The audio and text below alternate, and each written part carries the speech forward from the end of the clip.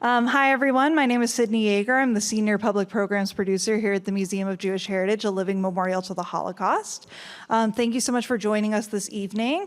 Before we go any further, if you could turn off your cell phones and anything that will make noise during the program. The program will be about an hour long. Anything that will make noise, thank you so much. So thank you so much for joining us this evening at the museum. I hope if you didn't have a chance today that you will come back and see our current exhibitions, including Courage to Act Rescue in Denmark, which is right here behind me. We also hope that you will join us for our upcoming programs, which you can find on our website. So this evening, we are so honored to be joined by Arie Tabak, who will be talking about his father's story, along with his story as well. And he's also going to be interviewed by Sarah Softness, who is joining us as well this evening. So please, if you have any questions, do hold them till the end, because we will have an audience Q&A period. So I'm going to go ahead and hand it over to Arie, and we'll get this party started. So thank you so much for joining us.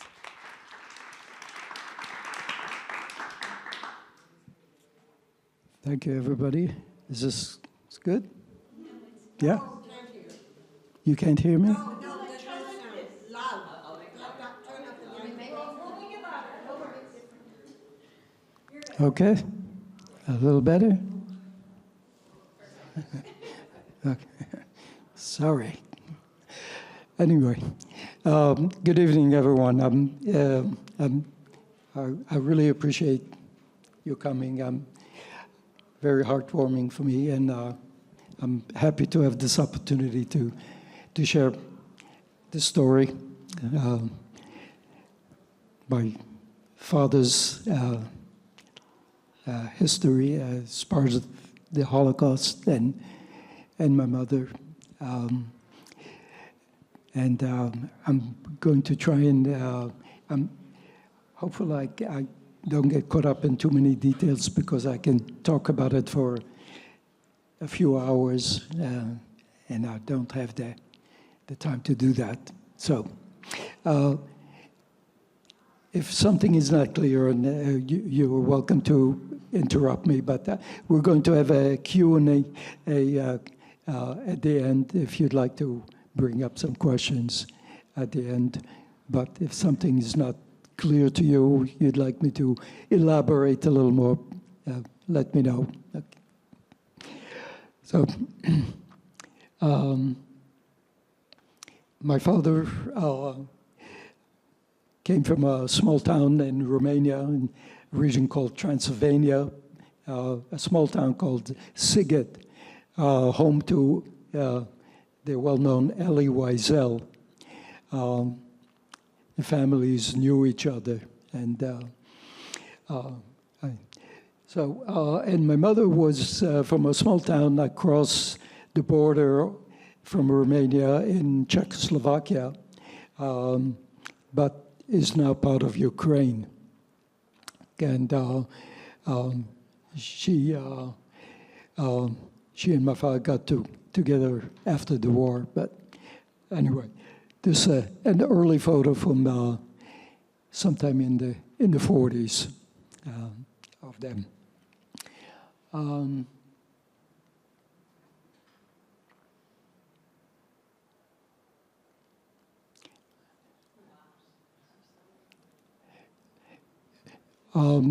The best I can gather is there's a little emblem here on my father's shoulder. It was a UN uniform. He was given some kind of a job at the DP camp where I was born in Germany.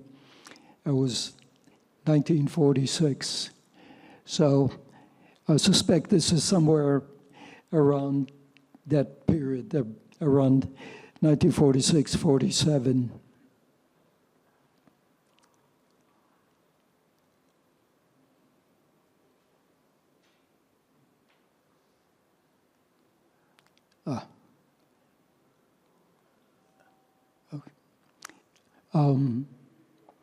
About 3 years ago, my family and I started a foundation in their memory called the Helen and Arie Tabak Memorial Foundation, and the purpose is to do fundraising for educational purposes to make people aware of this history that they went through, and something we feel is very important to remind people about.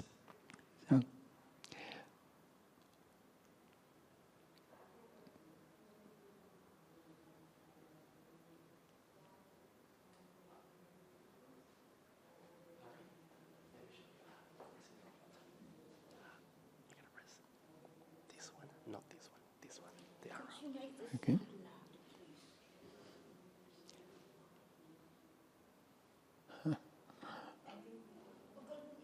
Okay, sorry.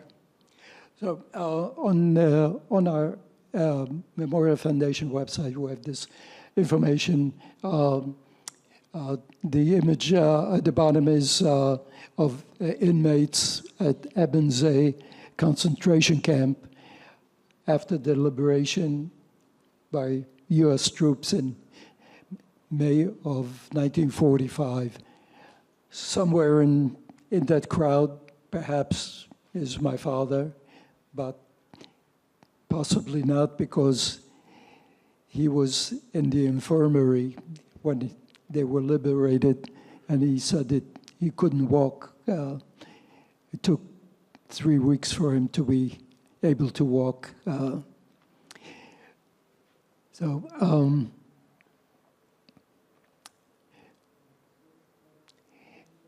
His journey began in 1944. He was in the city of Budapest working in a little print shop, and the Germans were closing in. The war was coming close. He decided to go back home to his hometown in Sighet.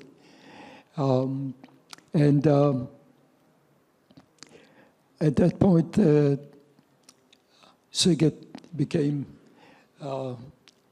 encircled as one of the ghettos, and he had to live with his sister, who had 2 children. And it wasn't long after when they were shipped out by freight trains to Auschwitz. He shared some stories about the time while in Sighet, the Hungarians would take them out on day jobs to work as laborers, slave laborers. But at some point, they decided to pack them all up and put them on those freight trains that I'm sure some of you or many of you know about, and sent them out to Auschwitz. So when they got to Auschwitz, my father relays that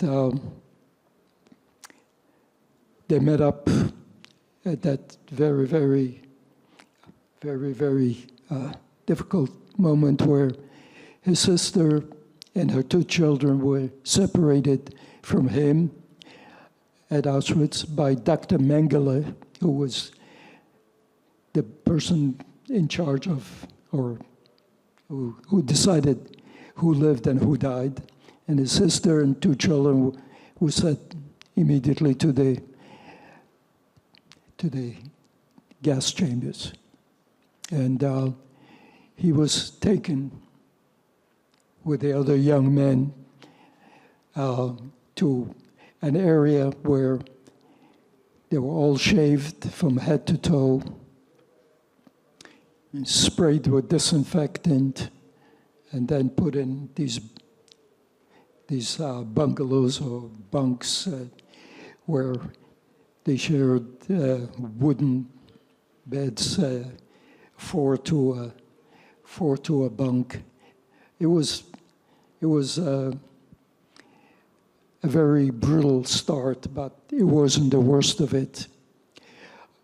He mentions that they stayed in Auschwitz for about 2 weeks. They were then sent to another camp. This is an image of his sister, Adele, and her husband. And this is another photo of her and the two children.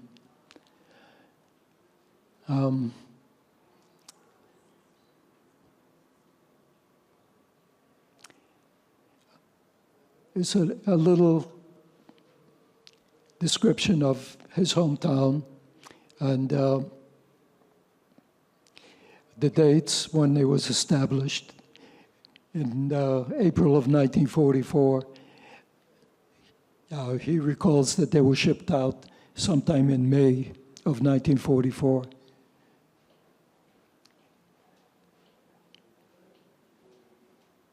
So you could see at the end, most of the deportees were gassed in Auschwitz.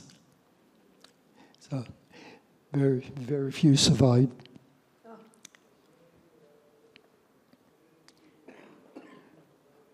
The Germans were very methodical in cataloging everyone, and this is my father's card for Mauthausen, where he was incarcerated for a while. And at the time, he was known as Lajos. Lajos, his original name was Arie, Tzvi Arie, which was his Hebrew name. And but the region was very influenced by its previous Hungarian, the whole Hungarian region there. They didn't speak Romanian, they spoke Hungarian. So Lajos was his, more of his nickname. I'm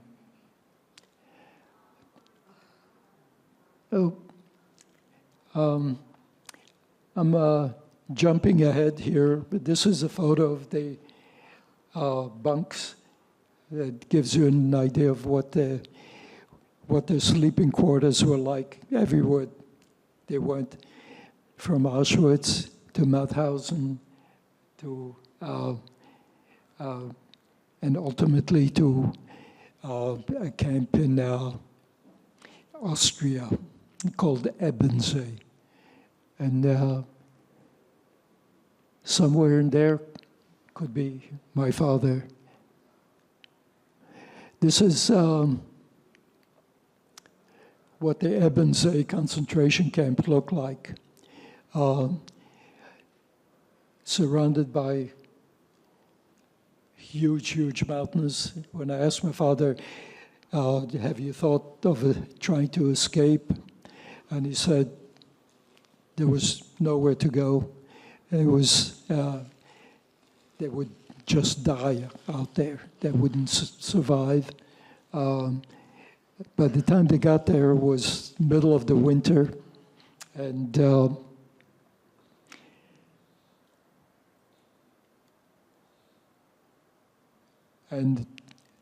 they didn't have any heat or hot water while they were there.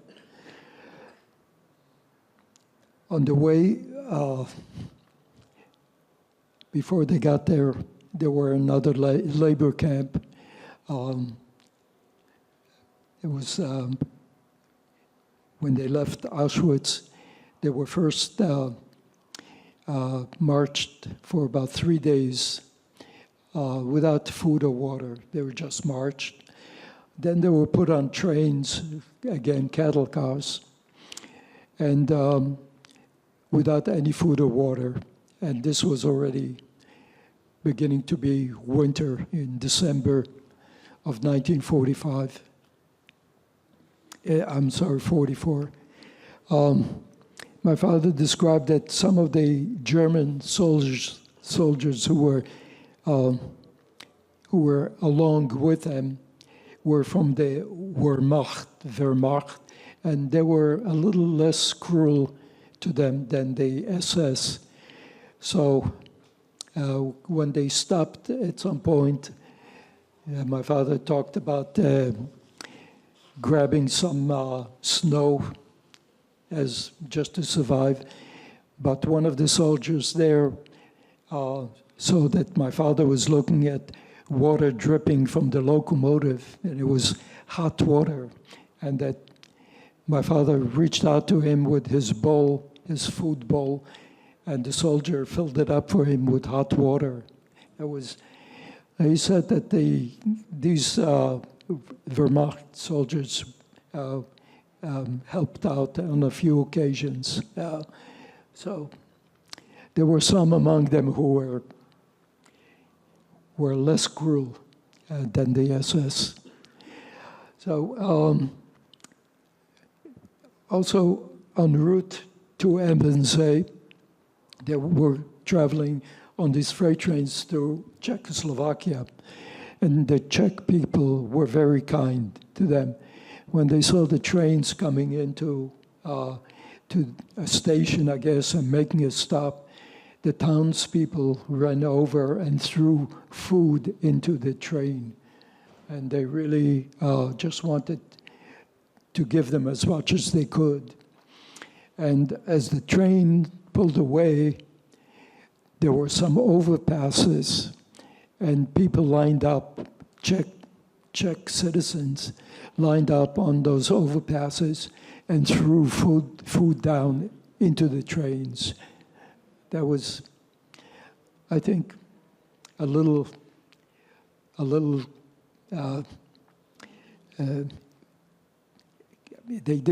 They were not being given any food or any water. So, I forgot to mention also that on the way, many of them died on the march because they simply couldn't walk, and the Germans just shot them.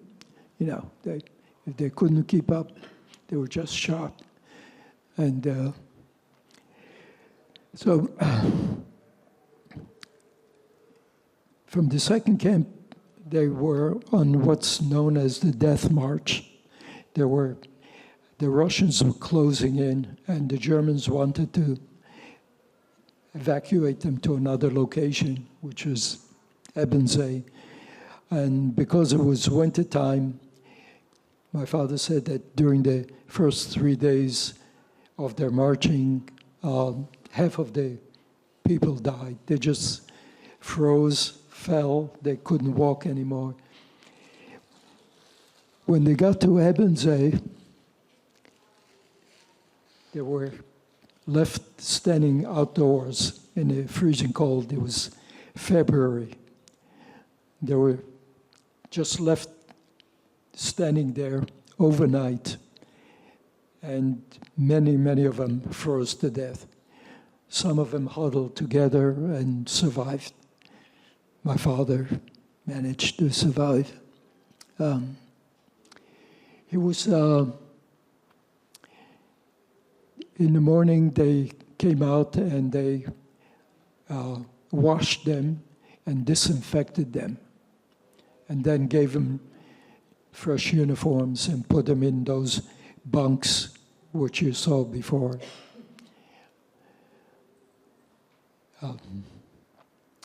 My father worked,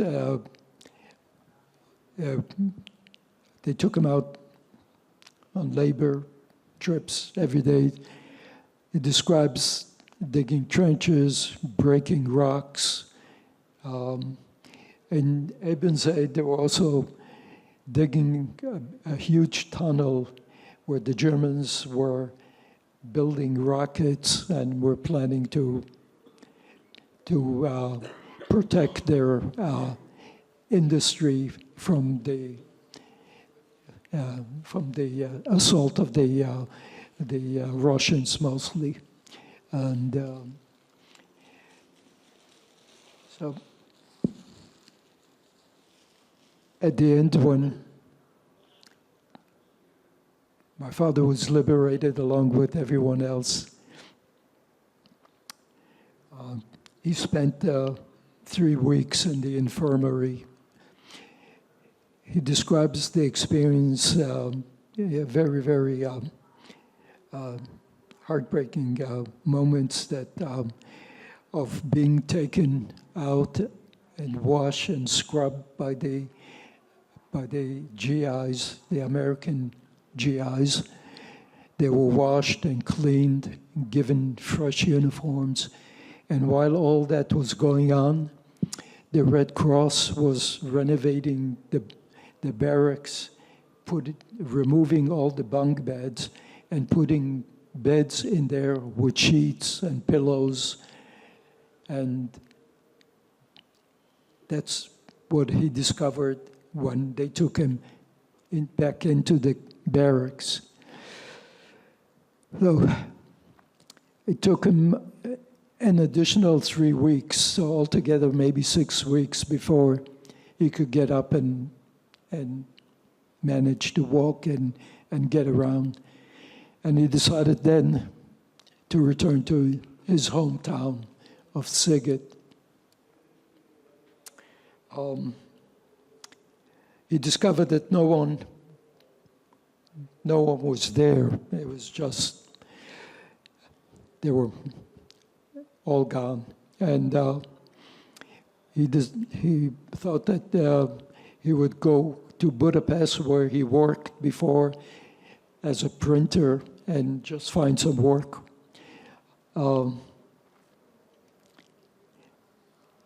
Interestingly, when he went back to Sighet, he went to look for someone who was, he and this woman were planning to be married before the war, but she thought he had died when she knew that he was taken away, and she found someone else. So when he went to Budapest, he ran into my mother, who he had known from the old town, from the old times. And I think he said that my mother suggested that they both travel to Palestine, to Israel, to immigrate. And so they started to make plans, and they were told of where to go. That there was a Jewish organization that helped refugees, and they started their paperwork. They were sent at that point to a DP camp, which was Bamberg in Germany, and that's where I was born. They stayed there, I think, from sometime in 1946 to late 1947 in Bamberg, before they began their journey to through France, through the coast of France. And let me see if I omitted anything. So the journey to from Romania, which was Sighet, was somewhere around here, up, as you could see, up on top is Auschwitz, and then they were taken all the way to near Salzburg, yes. This was where Ebensee was, in Austria. So this was my father's journey. My mother, we have very little information about her, and one of the things I'm very sad about is never really got any stories from her. Whenever we asked her about her hometown, she just said she managed to hide with a Christian family, and And whenever we asked her any more about her past, she didn't have anything to share. We did find out that she was one of 8 siblings, and one of them died on his own when he was young, but all the others, with one exception, were, along with her parents, were all taken to Auschwitz, where they were gassed and died. Her brother survived miraculously. He was part of a work camp. The Hungarians were taking him on day jobs, on digging trenches. And when they found out that the Russians were coming, they lined up all the workers alongside a trench and began shooting all of them. He fell along with some of the people who were shot. He didn't get shot. He fell into the trench and fell under a body. Other bodies fell on top of him, and he said that's why he survived, because they thought everyone who had fallen in had been shot. So that's years later, we met her brother in Brooklyn when we immigrated to the U.S. But in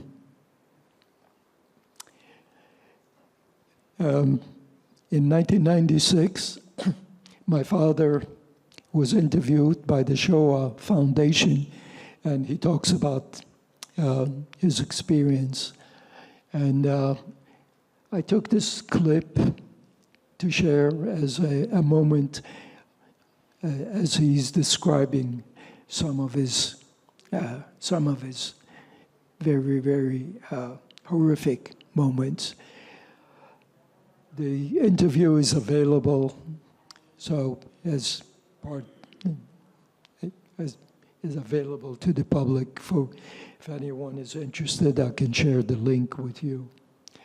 But this was in his apartment in Brooklyn. But so part of our journey, and I want to make, I don't want to lose track of time, as our journey began from Bamberg along a route down to France, where we got on a boat, a ship, kind of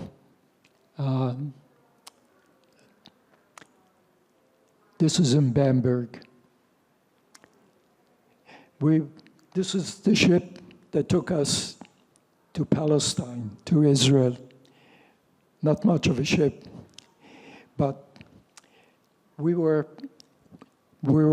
on a similar route as the famous ship called the Exodus, and chronicled, photographed, and documented by the very, very famous Ruth Gruber. So we were on a similar path as the Exodus.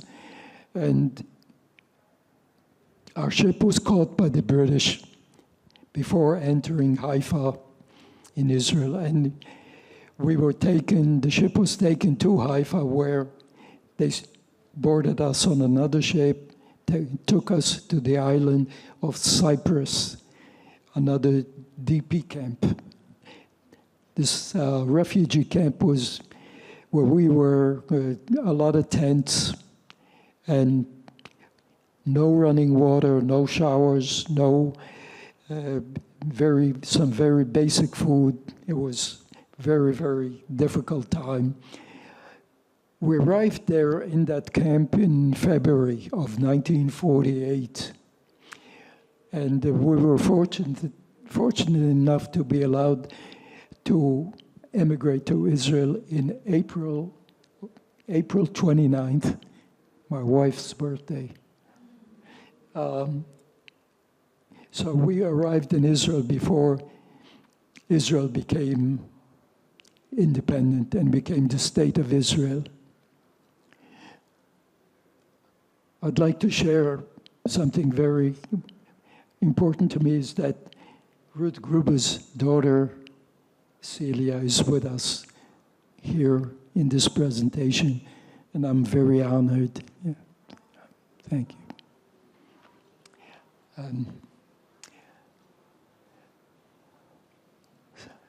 So this is just an immigration card that shows that we were given permission to travel to France, and describes my father and his birthday, describes my mother as Helena, and my name described there as Heinrich. And I don't know where that came from, because my given name at the time was Chaim. And I lived with that name until we came to the US. The American embassy in Israel thought that Chaim was not a good American name and suggested Harry or Henry. So I became Harry.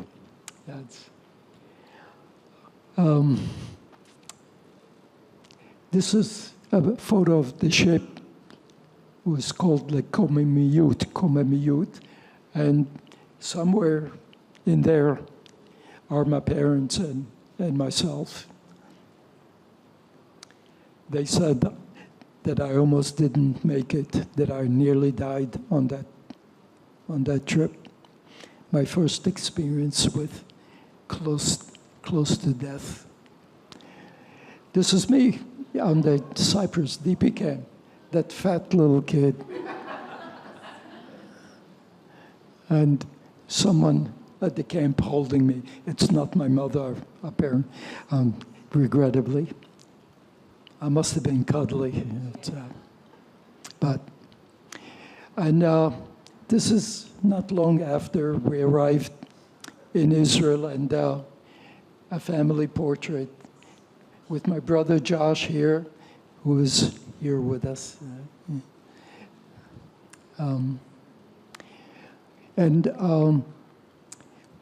While we lived in Israel, my father first was inducted into the army, into the military, and he fought in some of the early wars. And he described it to me in a letter years later. And I didn't know that part of his journey. But after my brother was born, he was released from the military, and he decided to become a policeman. And after a few years of police work in the city of Haifa, he decided to become a seaman and travel aboard passenger ships, and he worked as a printer. It's what he did when he was in Budapest. So he was a ship's printer. And he came to the US on a couple of the trips. I think that got him interested in living the difficult life that we were experiencing in Israel.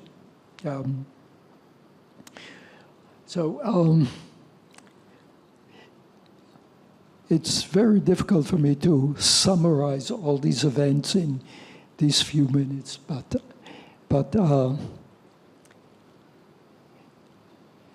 if any of you could read Hebrew, this is where my father describes some of his experiences in the army when we first arrived in Israel. And he wrote that to me while I was in the American military heading to Vietnam. And he felt he could share this with me. And he said he was proud of me and just hopeful that I survive. I thought I would share this family portrait of in our living room, along with my wife's brother, Ron, and his wife, and their granddaughter, And but it's a few years after my parents both passed away.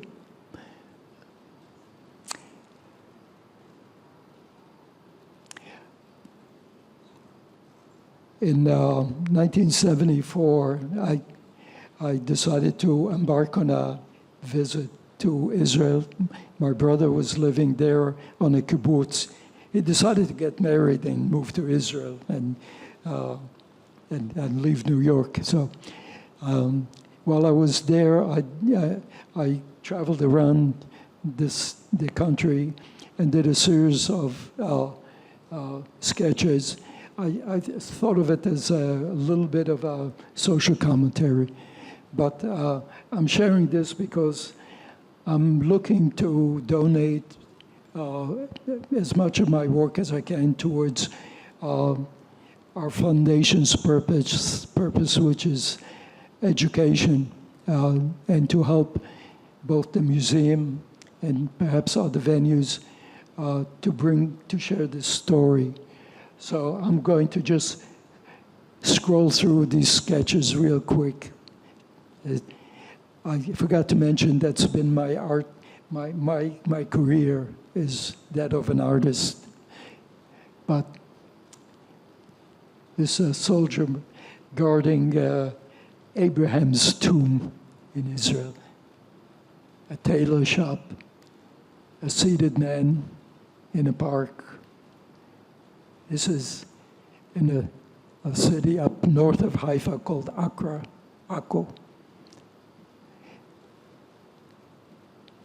A beggar. I titled it Ma, which means what in Hebrew. And there's a writing on the wall that's part of a poster, and I happened to catch the word Ma, which means what. It seemed to catch my interest. Sorry.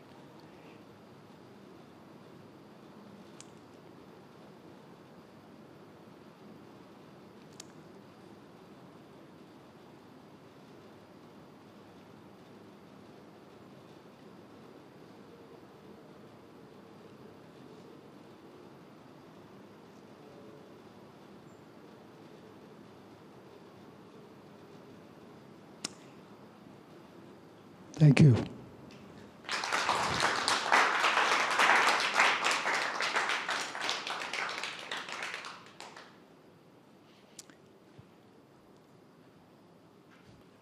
I'll let you talk. Is this on? Yes. Harry, thank you so much for such a moving presentation and relating your parents' story, your father's story, and I wanted to ask just a couple of questions and then open it to the audience. I'm Sarah, by the way. I'm the Director of Curatorial Affairs here at the museum. So when did you come to the United States, and do you have memories of Israel from when you were little? Oh.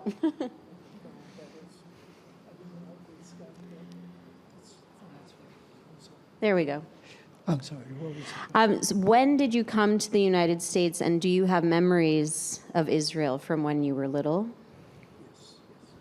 We came to the U.S. in 1960. And, Okay. So you were... I think I was about 13 and a half at the time. And we grew up in the streets, really life in Israel early on. The first apartment we had was one room, that's it. All four of us cramped into one room in an apartment. There was a second floor of this building, and we shared with another family, and the kitchen was shared with this other family, the bathroom, if you can call it that, yes. So we lived in Haifa for the first few years, and then we moved out of Haifa to a suburb, a small town called Tel Hanan, and it's very close to Haifa.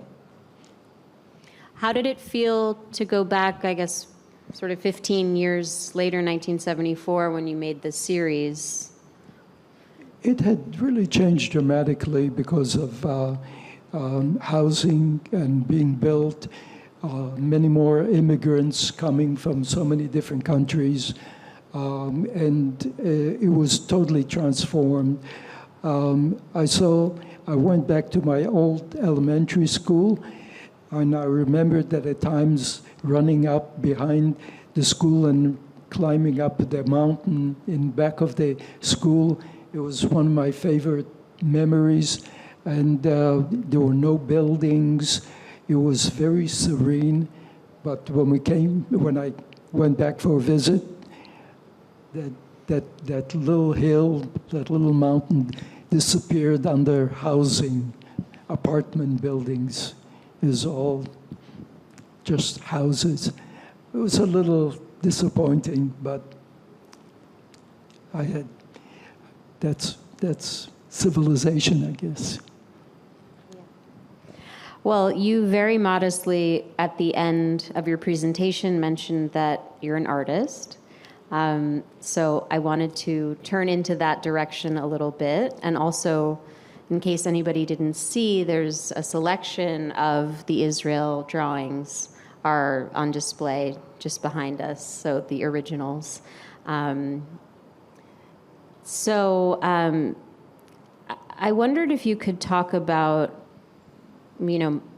how your family history informs or does not, or is part of your artistic practice more broadly. For most of my life, I chose to ignore my family history. I really, even after my father did the interview, I didn't pay much attention to it, and I'm not quite sure what it is, but I think part of it is that young people like to forget the past, especially if it's a horrific past, and like to think of the future. And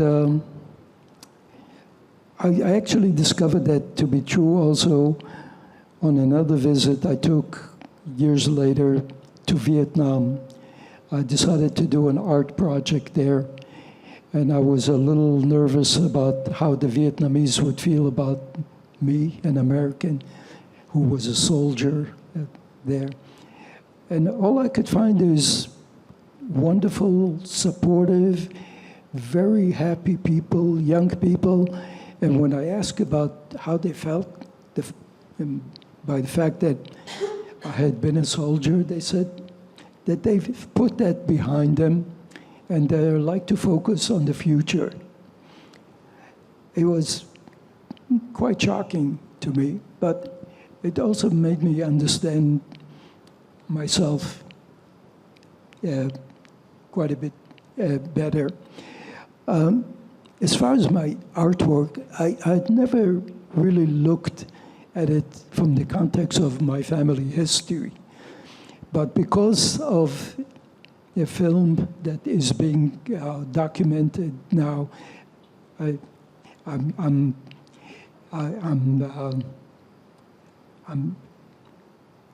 very, very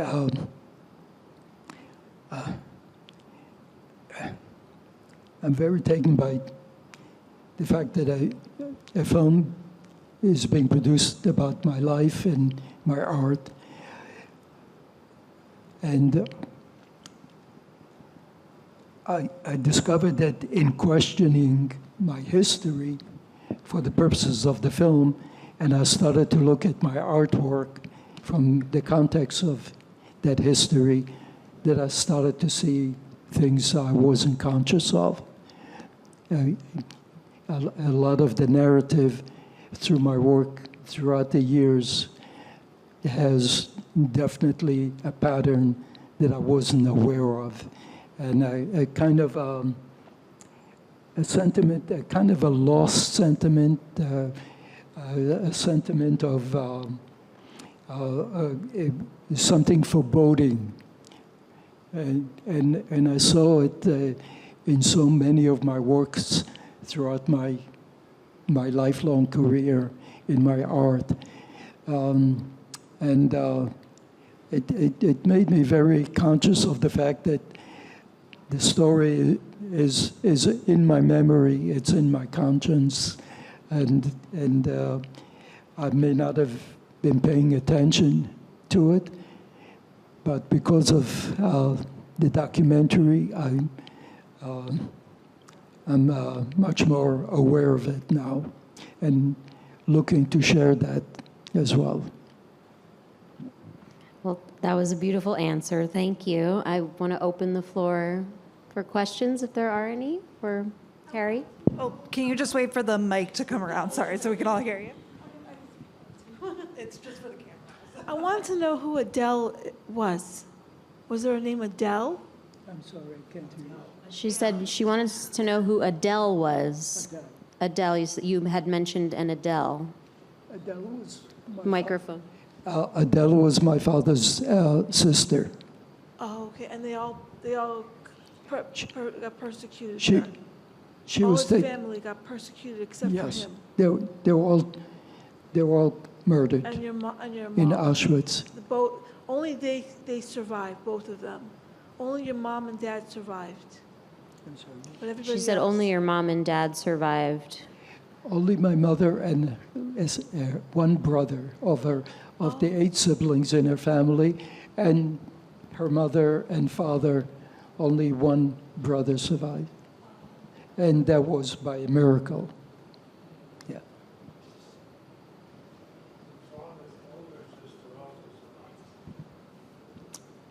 Yes. Yeah. Thank you. Where did she go? Yeah.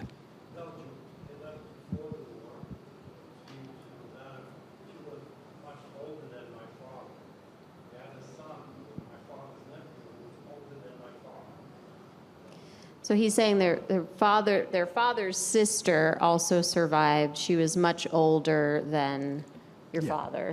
Yes. She was in Belgium. Yes, my father had a half sister. A half sister. Yes. So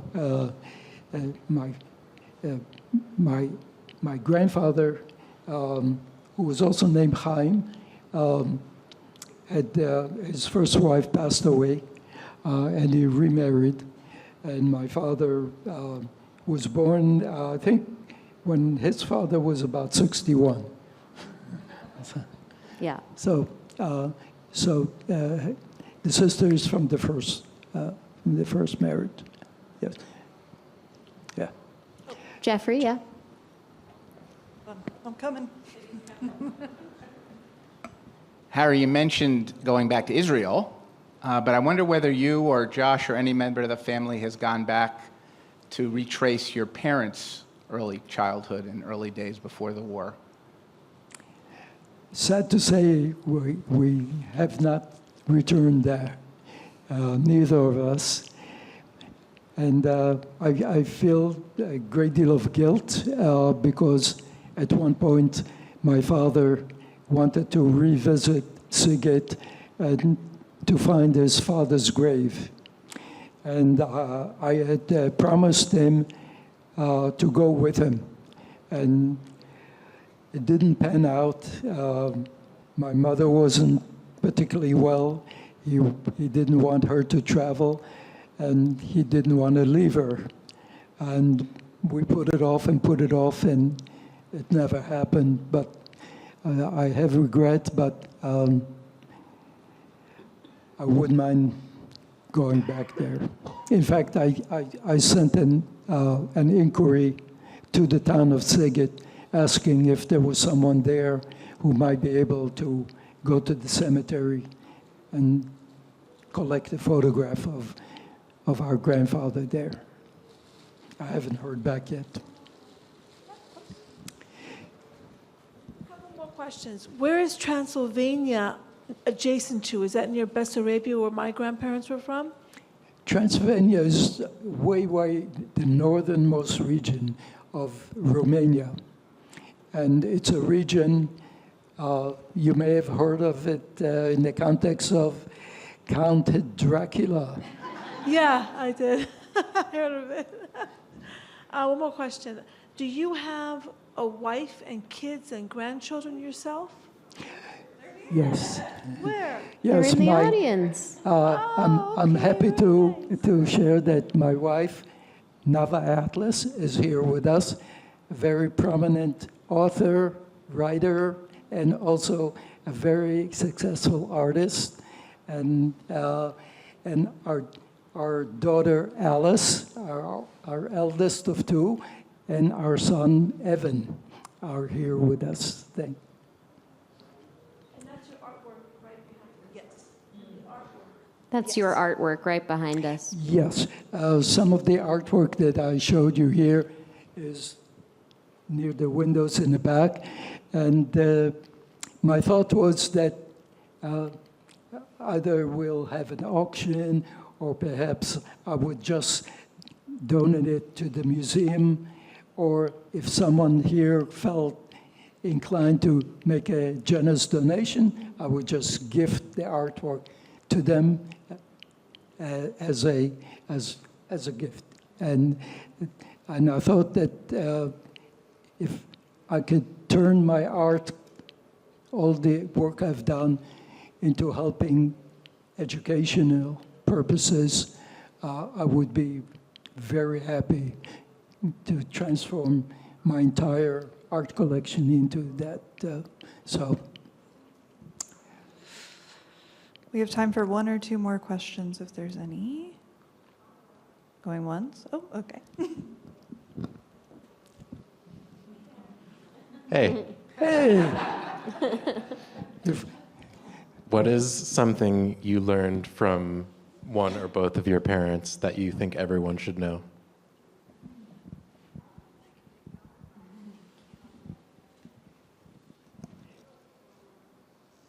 in the interview with my father, it was done by the Shoah Foundation, he's asked what he'd like to share with his two sons.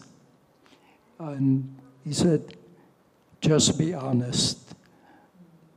Just be honest, be fair, nothing more.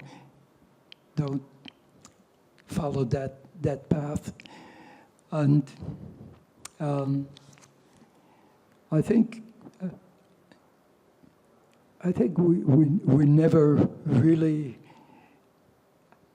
got to know each other. I never asked my father enough questions, and I wish I had. And the same with my mother. As far as my mother, I think she was one of those extraordinarily modest people who didn't ask for anything. She worked very hard her whole life. She did jobs, whatever she could find, to help out. But I think it also made her feel empowered as a woman to actually work. And so I admire that as part of her little history. And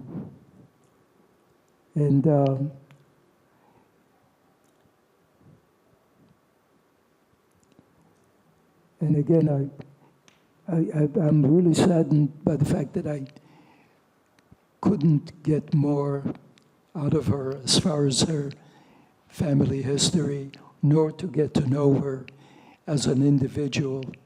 She was really overshadowed by my father, but she worked very hard and just wanted to make us all happy. I hope I answered your question. So yeah, we have time for our last question here. Hi, Harry. Thank you so much for sharing extraordinary but also very sad stories. I believe that if you don't understand past or history, then you cannot live a today or a future, especially for second generation in South Korea. I'm South Korean. our country, same thing. We've gone through a lot of histories, yet many people doesn't speak out, such as comfort woman issues, whatnot. But for me, the hearing your testimony actually give me different way of thinking of world, that how humanity is so important at this time, especially time like right now, what's happening in the whole world. Ukraine is war, whole political changes, whatnot. I always believe that leaders are very important, because those people have like a Hitler has such a crazy mind, then he can dictate the whole country, not only country but people. So having said that, for you to sharing these stories for me is very, very touching, and thank you. And our question is, you're an artist, so who's your father or mother is artistic, or you just, how did you develop your art, and then what kind of DNA did you get the artist DNA? Your mom's DNA or papa's DNA? Thank you. Thank you, Hayun. Hayun is also an artist, and a very, very good artist as well. And I met her through my very dear friend, my Chinese friend, Shevu Zhang, who's here, and also enjoying this. So as far as being an artist, I think as a kid, I was always drawing. And when we came to the U.S., I remember I was put in an elementary school, and I was very unhappy, and all I could do is draw on the table. And at one point, I even etched an image with a little penknife into the drawing table, into the desk. And instead of being punished, the school asked me to draw a cover for the yearbook. So that was my punishment. And an English teacher at that elementary school also noticed that I was always doodling, that I wasn't paying attention. And he helped me get into an art school in New York called the High School of Music and Art. And one of my high school friends is here. He came to join us. But that started me on that direction. And I really found my passion, I think, early on. And the school really helped me with that. So here I am, years later, still drawing and painting and playing with all kinds of material. And it's part of my passion. And perhaps it'll become useful in fundraising now. That would make me very, very happy.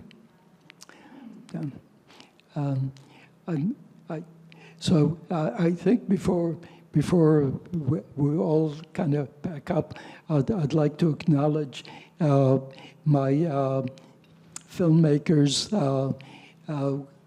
Mr. Libo Wang and his assistant or partner, Xin Chen, who are filming here.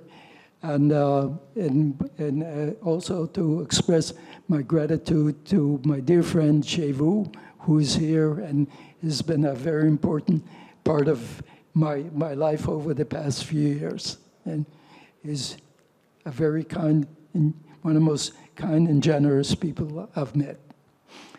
And so, thank you. Thank you, Harry.